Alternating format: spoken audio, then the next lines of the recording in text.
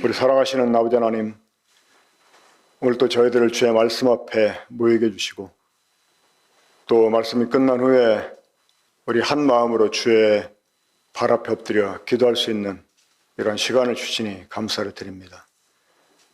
주님, 저희 모든 성도들에게 들을 길을 주시고, 성령이 교회들에게 하시는 말씀을 듣고 주님 앞에 반응하는 저희가 되게 해주시고, 우리가 그동안 공부해 온 것처럼 그 하나님 말씀 듣고도 회개치 않았던 그 완악한 이스라엘 사람들처럼, 또 유다 사람들처럼 되지 않게 되기를 원합니다.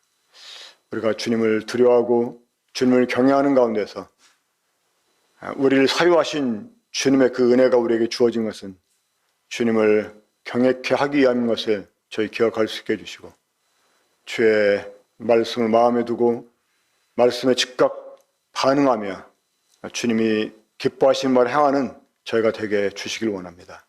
이 시간 주님이 저희과 함께 해주시고 가르쳐 주시길 바라오며 우리 주 예수 그리스도 이름으로 기도합나이다. 아멘.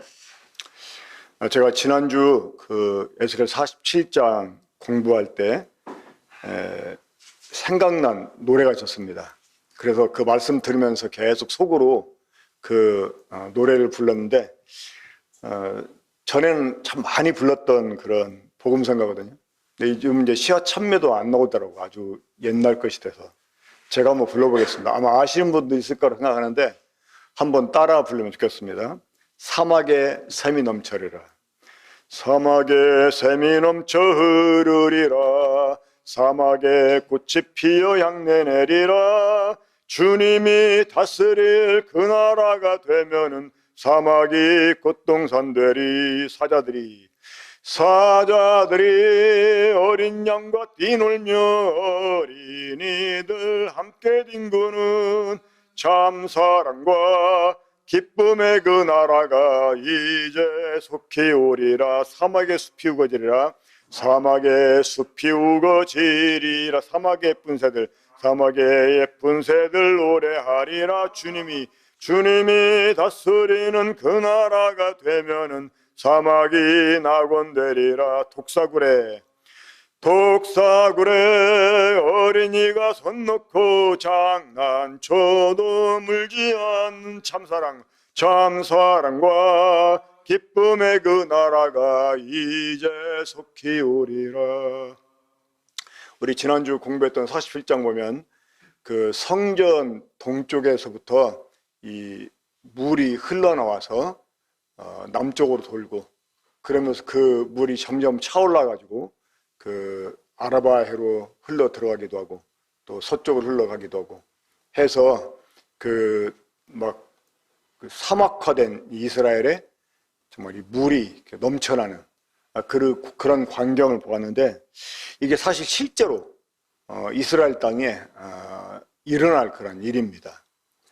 그 스가랴 14장 보면 우리 주님의 발이 예루살렘 동편에 있는 그 올리브산 꼭대기에 딱 서게 되면 그 산이 동서로 갈라지면서 남북으로 방향을 틀어가지고 확대가 됩니다. 이제 그런 다음에 또 이런 성전이 지어지게 되는데, 그때 그 이스라엘 그 지하에 있는 그 수로가 터지면서 막 물이 솟구쳐 올라와가지고 그 물이 동쪽으로 또 서쪽으로 흘러가면서 이 사막화된 이스라엘 땅이 낙원이 되는 그런 일이 일어나게 됩니다. 현재 그 이스라엘 사람들은 실제 이 메시아를 이제 기다리지 않는 이런 사람들이죠. 이런 사람들이 그러한 성경이 응했다라고 말을 합니다. 왜냐면 이 갈리나 또 이 요단에서 물을 끌어가지고 그 나무 하나하나마다 이렇게 스프링클러를 연결해가지고 그 물을 공급해서 지금 그 식물을 키우고 있거든요. 그 기프치라고 하는 집단 농장을 가면 그 막 갖가지 이제 나무 또 그 채소를 가꾸는데 아주 막 그 물이 풍부한 이런 나라 못지않게 잘 키워냅니다. 이 이스라엘에서 나온 것 가운데서 세계 으뜸으로 치는 과일들이 몇 가지가 있습니다. 그 중에 하나가 그 대추야자, 그리고 이제 석류 같은 거, 아주 상품이죠. 그리고 이제 이 아몬드 이런 것들을 스프링클러로 하나하나마다 다 나무에 이렇게 달아가지고 물을 공급해서 그것들을 가꿉니다.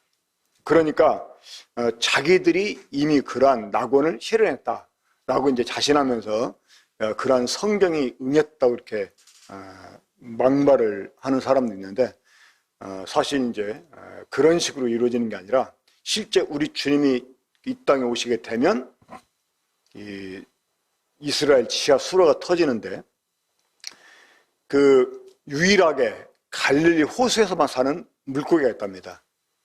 근데 그 물고기가 가끔 나일강 상류 쪽에서 발견이 된대요. 그래가지고 이제 학자들이 뭘 추정하냐면, 이 갈릴리 호수하고 그 나일강까지 지하 수로가 연결되어 있다. 그러니까 이 갈릴리에서만 사는 이 물고기들이 가끔 그 지하 수로를 통해서 나일강까지 온다라고 이렇게 이제 추정을 합니다.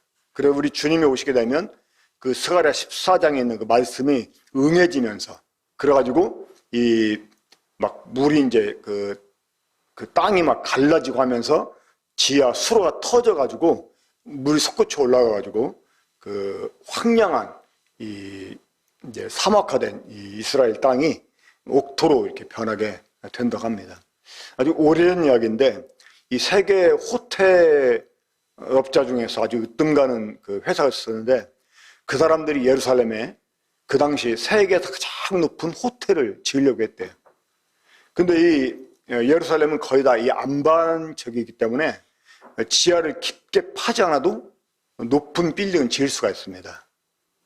그래서 이제 그 호텔을 지으려고 하는 계획을 가지고 그 지하 이 집안 검사를 했는데, 예루살렘 집안이 동서로 균열이 가 있답니다, 지금.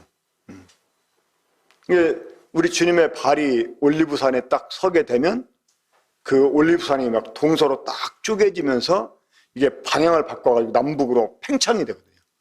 그러면서 이제 그 예루살렘에 아주 막 평지가 이렇게 생겨난다. 그렇게 이제 추정을 합니다. 그리고 이스라엘 땅도 이게 좀 동서로 더 벌어진다라고 추정을 해요. 근데 이러한 그 말씀들이 실제로 문자적으로 이루어진다고 하는 것입니다. 그러니까 우리가 지금 방금 불렀던 이 복음성가가 그 이사야에서 있는 그 말씀들이거든요. 근데 그런 말씀들이 그냥 영적인 의미만 있는 것이 아니라 실제로 이것이 문자적으로 이스라엘 가운데 이루어지게 될 거라고 하는 것입니다. 저는 오늘 이 에스겔 48장을 준비하면서 또 하나 생각난 노래가 있었습니다. 바로 거룩한 성이라는 노래입니다. 여러분 아시죠? 어젯밤에 잘 때 하는 그 찬송이 있잖아요. 특별히 이제 그 3절 가사. 그래서 제가 한번 먼저 불러보겠습니다. 특송 아닌 특송을, 말씀을 위해서 제가 한번 해보겠습니다. 국금이 다시 변하여 이 세상 나가고 그 땅을 내가 보니 그 유리 바다와 그 후에 환한 영광이 다 창에 비치니 그 성에 들어가는 자 참 영광이로다. 밤이나 낮이 없으니 그 영광뿐이라. 이 영광 예루살렘 성 영원한 곳이라. 이 영광 예루살렘 성 참 빛난 곳일세. 예루살렘 예루살렘 그 거룩한 성아 호산나 노래하자. 호산나 부르자. 호산나 노래하자. 호산나 호산나.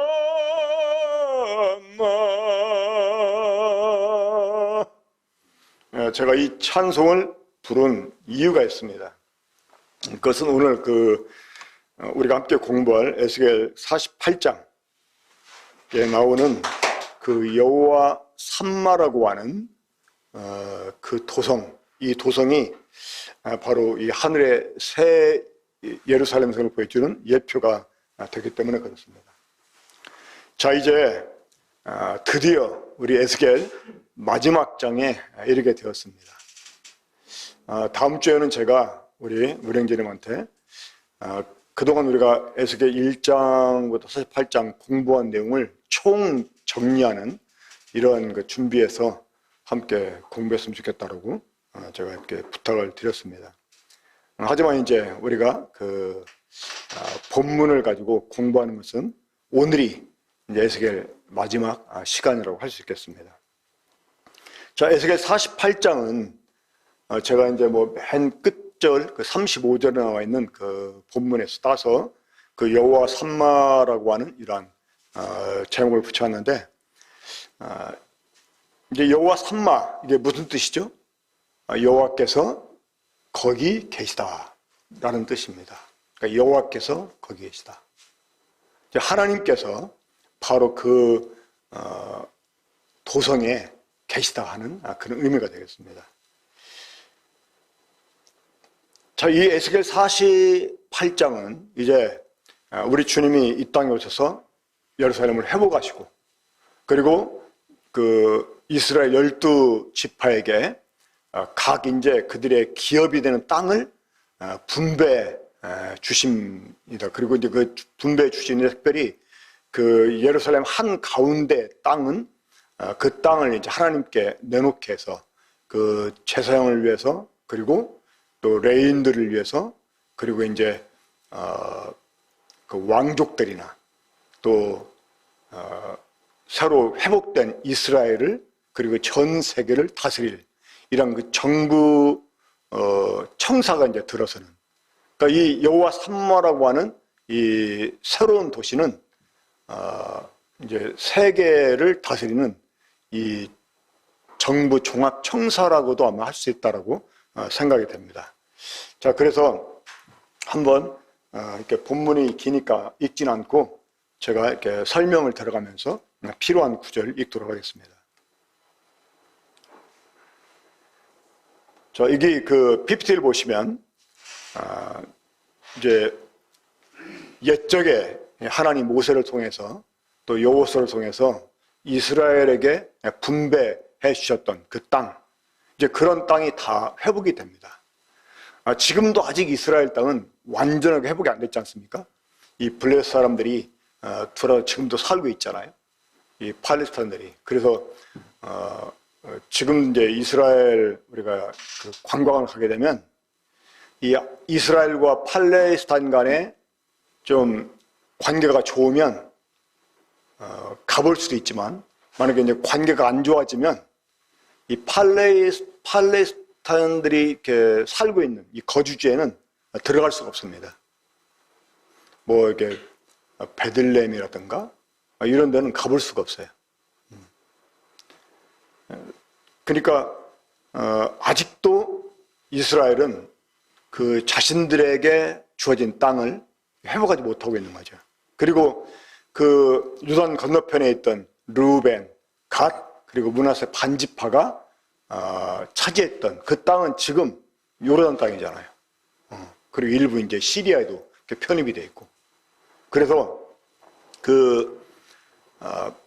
이러한 그 실질을 아직 회복하지 못했는데, 우리 주님이 이 땅에 다시 오시게 되면 그 이스라엘 회복해 주시고, 이스라엘의 그 처음에 분배받았던 그 땅을 다시 이제 그들이 차지하게 됩니다. 그런데 그 땅을 각 지파별로 분배해 주는데, 그 옛적에 그 여호수아가 분배했던 대로 분배하지 않고 맨 북쪽부터 시작을 해가지고 이제 균등하게 아주 네모 거의 네모 반듯하게 딱딱 이렇게 잘라가지고 분배해 줍니다. 그런데 이제 그 북쪽에는 7지파. 자, 맨 위에 있는 지파 어떤 지파죠? 단. 이 단은 지금도 그렇고 예전에도 아주 이스라엘 제일 북단에 위치하고 있었죠. 자, 단, 다음에 아셀, 그 납달리, 그 므낫세, 그 에브라임, 르벤, 유다. 그리고 이제 남쪽으로 베냐민, 시몬, 이사갈, 스불론, 갓 이런 식으로 그 이제 거의 균등하게 분배가 됩니다. 하지만 그 땅 크기라든가 그것은 거의 이렇게 좀 지파별로 균등하게 분배가 되지만 그들이 땅을 차지하는 그 위치는 그 지파별로 좀 달라집니다. 자, 북쪽에 7지파, 그 남쪽에 5지파가 있게 되는데 그 중앙에는 이 거룩한 땅을 하나님께 헌신하게 해서 거기에 무엇이 들어서냐면 성전이 들어서고 그 성전을 중심으로 한 그 땅은 이제 제사장들로 하여금 그 땅을 차지하게 합니다. 근데 이 제사장 중에서도 사독 계열의 제사장들로 하여금 그 땅을 차지하게 되는데 자, 그 부분을 보겠습니다. 우리 8절부터 보겠습니다. 에스겔 48장 8절부터. 유다 경계선 다음으로 동쪽에서 서쪽까지는 너희가 예물로 드릴 땅이라. 너비는 25,000 척이요 길이는 다른 몫의 동쪽에서 서쪽까지와 같고 성소는 그 중앙에 있을지니 곧 너희가 여호와께 드려 예물 삼을 땅의 길이는 25,000 척이요 너비는 10,000척이라. 이 드리는 거룩한 땅은 제사장에게 돌릴지니 북쪽으로 길이가 25,000 척이요 서쪽으로 너비는 10,000척이요 동쪽으로 너비가 10,000척이요 남쪽으로 길이가 25,000 척이라. 그 중앙에 여호와의 성소가 있게 하고 이 땅을 사독의 자손 중에서 거룩하게 구별할 제사장에게 돌릴지어다. 그들은 직분을 지키되 이스라엘 족속이 그릇될 때에 레위 사람이 그릇된 것처럼 그릇되지 아니하였느니라. 자, 이 사독 자손 제사장, 이 아론에게 몇 명의 아들들이 있었죠? 제가 알기로 이제 4명이 있었다고 생각합니다. 자, 누구였습니까? 엘르아살, 그리고 이 하나님께 다른 불로 그 향을 태우려고 하다가 죽임당한 2 아들이 있었죠. 누구입니까? 나답과 아비후. 그들이 이제 죽었고, 그래서 이제 이 아론이 죽은 다음에 물론 그 대제사장직은 그 엘르아살에게 이제 가게 되고 또 그 엘르아살의 아들인 이 비느하스에게 하나님이 영원한 그 제사장의 직분을 이렇게 주셨잖아요. 하지만 그 엘르아살의 동생이었던 이다말도 그 제사장직을 이렇게 수행하게 됩니다.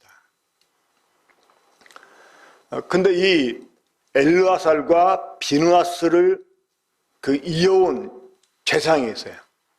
그게 바로 사독입니다. 근데 이제 그 이다말을 통해서는 엘리, 그리고 더 이제 나아가서 그 아비아달, 이런 계통으로 이제 좀 갈라지게 됩니다.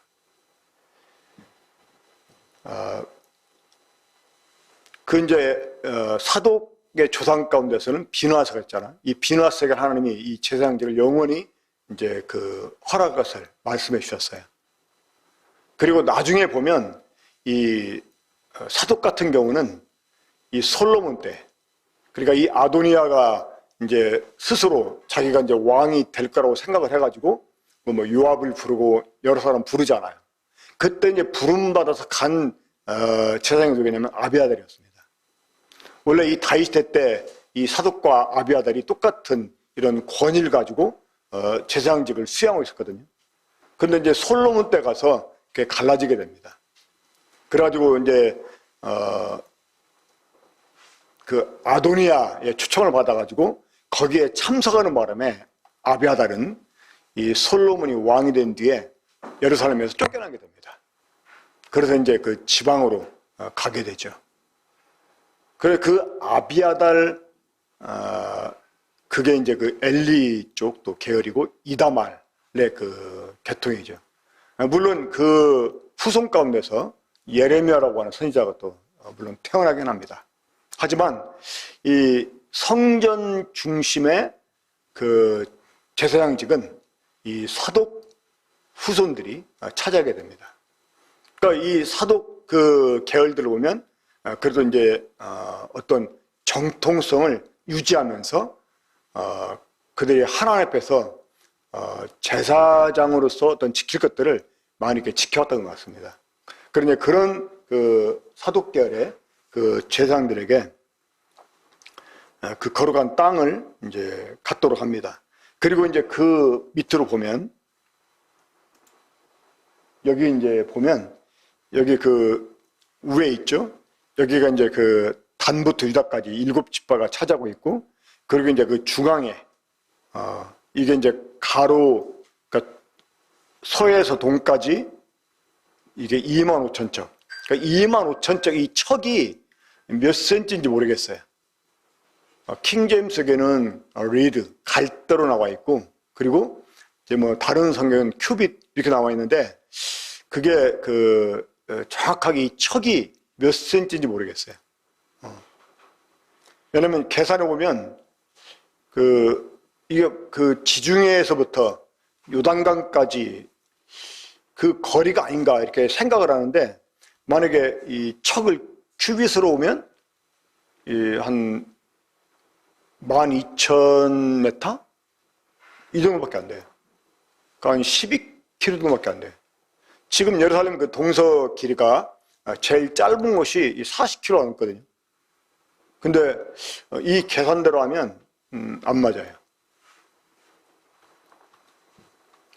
근데 좌우지간 그 25,000척, 그리고 이 북에서 남의 거리까지도 25,000척.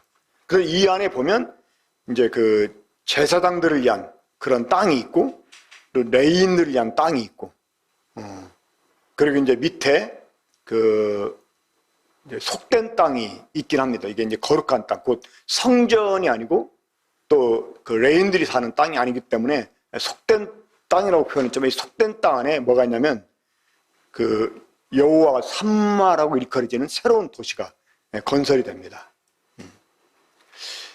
이 새로 건설된 이 여호와 산마라고 하는 이 땅, 그 시티, 그러니까 성읍이죠. 이 성에 보면 그 문들이 있는데, 정방형으로 이렇게 지어진 도시에 각 그 면에 문들이 3개가 있어요. 동서남북 해가지고 3개의 문들이 있습니다. 이제 그 문들이 이제 이스라엘 12지파 이름으로 일컬어지게 됩니다. 근데 이 그 여호와 산마라고 하는 이 성을 보면 그 하늘에 있는 그 새 예루살렘 성을 생각하게 하는 그럴 정도로 아주 비슷한 이런 그 성이 있습니다. 그러니까 그 여호와 산마라고 하는 성은 성전도 아닙니다. 성전하고는 구별되어 있는 그런 그 성이에요. 근데 하나님이 이 성읍의 이름을 여호와 산마라고 불렀다고 하는 것입니다. 왜 성전을 가리켜서 여호와 산마라고 하지 않고 이 새로운 그 성, 이 성을 만들게 하고 그 성 이름을 여호와 산마라고 이렇게 말했을까요? 근데 이 성소는 하나님이 그 머물러 계시면서 사람들 하여금 경배를 받으시는 이러한 곳이라면, 이 여호와 산마는 우리 주님이 그 세계를 통치하시기 위한 어떤 그런 그 집무실 같은 곳이 아닌가 이렇게 생각이 들었습니다. 그 왕이 사는 궁에 가면 이 전각이 많이 있잖아요. 그렇죠? 그런 그 전각을 일컫는 이름들이 있습니다. 왕이 그 진물을 보는 그러한 전각을 흔히 뭐라고 이렇게 부르죠? 뭐 이렇게 역사 드라마 보면 지금 전하께서 어디 계시냐 그러면 편전에 계시다 이렇게 말하기도 하잖아요. 편전 혹은 뭐 대전. 그러니까 이 궁 안에서도 그 왕이 진물을 보는 그러한 전각이 따로 있는 것처럼 이 여호와 삼마라고 하는 성은 그 우리 주님이 이 천년 동안 이 지상을 통치하는데 그 왕으로서의 업무를 보는 그런 곳이 아닌가라고 생각이 들었습니다. 근데 보면 그 진물을 보는 전각이 따로 있고 또 왕이 잠을 자는 전각이 또 따로 있어요. 그렇죠? 그러니까 이것처럼 그 우리 주님이 이제 여호와 삼마라고 하는 곳에서 그 땅을 통치하는 왕들을 위시해서 그리고 주님을 이렇게 수종드는 그러한 사람과 더불어서 그 이 세계를 통치하는 업무를 보는 그런 것이 아닌가라고 생각이 듭니다. 하나님이 거기 계시면서 세계를 통치하는 곳, 이곳이 이제 그 여호와 삼마인데 이 성이 이제 새하늘과 새 땅에서는 무엇으로 나타나게 되느냐? 바로 새 예루살렘 성으로 나타나게 된다고 하는 것입니다. 자, 그럼 우리 하늘의 성 한번 보겠습니다. 요한계시록 21장 보겠습니다.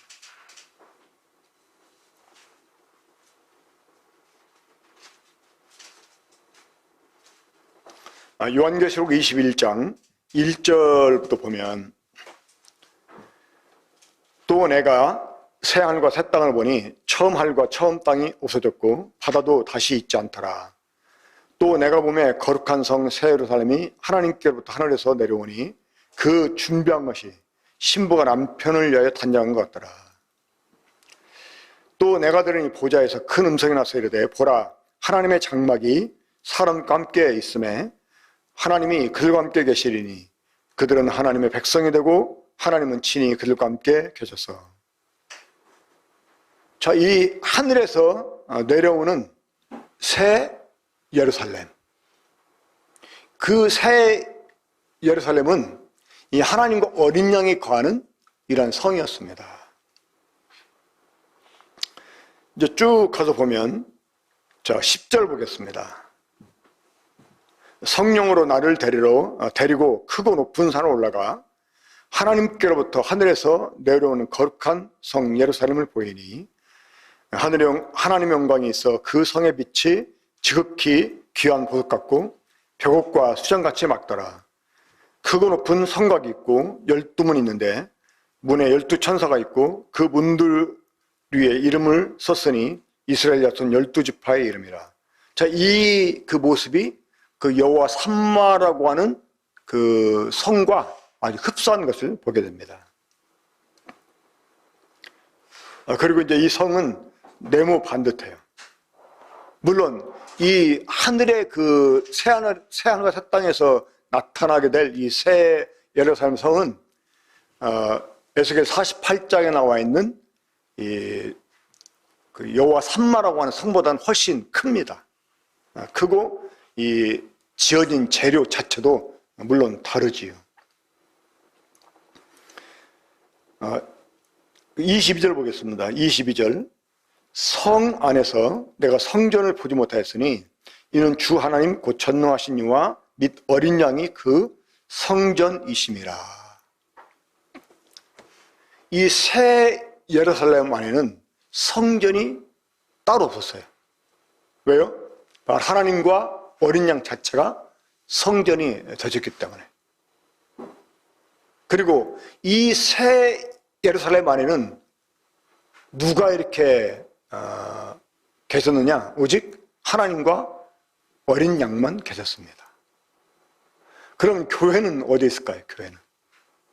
그러니까 많은 사람들이 오해하는 것과 다르가 뭐냐면 이 새 예루살렘 성이 구원받은 성도들이 하나님과 함께 사는 성으로 오해를 해요. 그게 아닙니다. 바로 이 새 예루살렘 성 자체가 교회입니다. 그러니까 교회가 이 새 예루살렘 성 자체로 참여하는 거예요. 그 완성된 교회가 하나님의 처소가 되잖아요. 이 교회의 가장 기본적인 그 핵심 기능이 뭐냐면 하나님의 처소가 되는 것입니다. 그러니까 새 예루살렘 성은 이 성도가 하나님과 함께 사는 성이 아니라 바로 성도들 자체라는 거예요. 그러니까 이 완성된 교회 안에 하나님과 어린 양이 거하시면서 그 새 예루살렘 안에 거하면서 이제 이 만국을 하나님 통치하게 됩니다. 이 땅의 임금들이 하나님을 만나려면 하나님을 아련하게 해서는 이 교회를 통하지 않고서는 아련할 수가 없어요. 그러니까 하나님이 어디 계십니까? 여호와 삼마, 하나님이 거기 계신다고 그랬는데 하나님이 어디 계십니까? 하나님의 처소에 계신 거죠. 이 하나님의 처소가 어디입니까? 이 새하늘과 새 땅에서 바로 새 예루살렘 성입니다. 이 새 예루살렘 성이 바로 교회입니다. 이 구속받은 교회. 그러니까 하나님이 이 교회를 통해서 이 교회 안에 거하시면서 이 교회를 통해 만국을 통치하시게 됩니다. 그러니까 하나님이 이것에 대한 예표를 이제 에스겔 48장에서 보여주신 거예요. 그러니까 성소가 따로 세워져 있었기 때문에 하나님이 거기 거하고 머물러 계실 수가 있었는데 따로 이 여호와 삼마라고 하는 이 성을 지으세요. 근데 이 성을 어디에 지켰느냐? 이 속된 땅에 지켰습니다. 그러니까 이 제사장과 레인들에게 주도록 그 헌신하게 한 이 거룩한 땅, 이 구별된 땅 안에 이 도시를 세워놓은 게 아니라 이 속된 땅이라고 지칭한 그 땅에 이 도시를 세웠다고 하는 것입니다. 그러니까 이 하늘에 있는 새 예루살렘 성이 이 땅으로 내려오게 됩니다. 그래서 이 하나님이 거기에서 이 땅에 있는 사람들을 통치하게 되고, 그러니까 이 교회가 그 하나님으로 또 이 만국을 통치하게 됩니다. 바로 그 성의 이름, 이게 여호와 삼마입니다. 그러니까 여호와 삼마는 그 완성된 교회를 보여주는 하나의 예표다라고 말할 수가 있습니다. 자, 그러면 우리가 이 새 예루살렘 성에 참여하기 위해서 어떠한 사람이 되어야 될까요? 이제 요한계시록에서 계속 우리에게 요구하는 바가 있습니다. 뭐냐면 이기는 자, 그러니까 이기는 자가 될 것을. 그리고 아무도 너희 상을 또 너희 멸류관을 빼앗지 못하게 하라, 이런 말씀이 있습니다. 그 오늘 에스겔 48장에서 이제 이스라엘 12지파에게 땅을 이렇게 분배해 주는 것을 보게 되면 우리가 이것 하나를 교훈으로 삼을 수 있다라고 생각을 하는데, 뭐냐면 비록 이 땅의 넓이는 각 지파에 따라서 거의 균등하게 분배해 주었지만 그 지파들이 위치하고 있는 그 이제 장소, 그러니까 하나님의 성전이 있고 또 여호와 삼마라고 하는 그 도시가 있는 그 성에서부터 그 점점 멀어지잖아요. 그렇죠? 이 가장 가까이 있는 지파가 어떤 지파였습니까? 북쪽에서는 유다 지파, 남쪽에서는 베냐민 지파였습니다. 원래 이 북왕국 이스라엘과 남왕국 유다가 이렇게 분리가 될 때 이 남왕국을 형성한 지파는 유다 지파와 이 베냐민 지파였었어요. 그 나머지 10개 지파는 이제 떨어져 나가게 됩니다. 그런데 이제 이스라엘이 먼저 멸망을 당하고 유다가 나중에 멸망을 당하잖아요. 그런데 이스라엘에 관한 회복보다는 유다에 관한 회복이 더 훨씬 성경에 많이 예언되어 있었어요.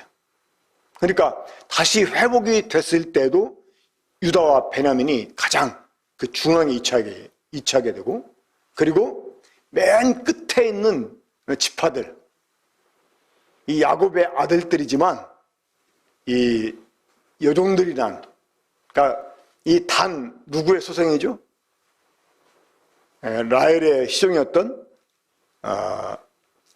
비라, 이 비라가 아들이었습니다. 그리고 맨 남쪽에 있는 갓, 이 갓은 바로 그 레아의 그 시종이었던 실바가 아들이었습니다. 그러니까 그 땅을 크기를 거의 이렇게 균등하게 분배해 주었어도 그들이 위치하고 있는 이곳은 그 중앙에서부터 점점점 멀어지게 했다고 하는 거예요. 그러니까 하나님은 성도들에게 평등하게 주시는 것도 있지만 또 차등을 두어서 하나님이 머물게 한다고 하는 것. 우리가 이걸 통해서 한 가지 영적인 교훈을 받아야 된다고 하는 것입니다. 뭐냐면 우리가 똑같이 구원을 받아서 하나님의 나를 유업으로 얻는다 할지라도 우리가 그 하나님 나를 유업으로 얻는 데는 차등이 있다고 하는 것입니다. 이 똑같은 상을 받아도. 그래서 우리가 그리스도와 함께한 상속자가 되었지만 주님 앞에 가서 더 큰 상을 얻기 위해서 우리가 이기기를 다투는 이러한 그 마음으로 주님을 섬겨야 된다고 하는 것입니다. 우리 바울 서신이나 뭐 다른 서신서를 봐도 그런 도전들을 많이 받잖아요. 그렇죠? 이기기 위해서 우리가 다퉈야 되고 이 표대를 향해서 계속 우리가 다름질해야 되고 이것이 우리가 구원을 받았어도 나중에 주님 앞에 가서 얻게 될 이 기업에 어떤 차등이 있을 수 있기 때문에 그런 것입니다. 오늘 에스겔 48장 중에서 우리가 단순히 이제 우리 주님이 지상에 오시게 되면 행하실, 특히 이스라엘에게 행하실 그 일만 우리가 배울 뿐만 아니라 이것이 우리들에게 영적으로 주는 교훈이 무엇인지 우리 마음에 새기고 우리도 주님 앞에 가서 섰을 때 더 좋은 기업을 얻기 위해서 이 땅을 사는 동안 우리가 최선을 다해 주님 섬기고 어떤 고난을 이렇게 받는다 할지라도 참으면서 우리가 주님을 섬겨야 되겠다고 생각을 하게 됩니다. 우리 다시 한번 기도하고 일단 말씀 마치고 나서 우리 기도회 하는 시간 갖도록 하겠습니다.